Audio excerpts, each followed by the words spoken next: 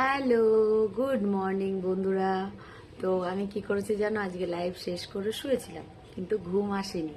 কি করব, তাই রান্না বান্না সেরে নিচ্ছি। রান্না বান্না করে স্নান করে তারপর খাওয়া দাওয়া করে তারপর ঘুমোবো।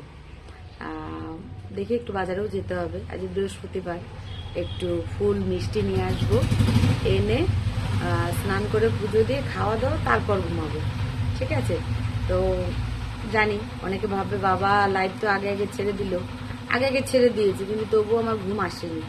কটা ভিডিও বানালাম, তারপর ঘুমানোর অনেক চেষ্টা করলাম শুয়ে শুয়ে, কিন্তু কোনো মতে ঘুম এলো না। তো ফ্রেশ হয়ে মুখ টুক ধুয়ে ব্রাশ করে দুবার চা খাওয়া হয়ে গেছে, দুবার। তো রান্নাবান্না সেরে নিলাম।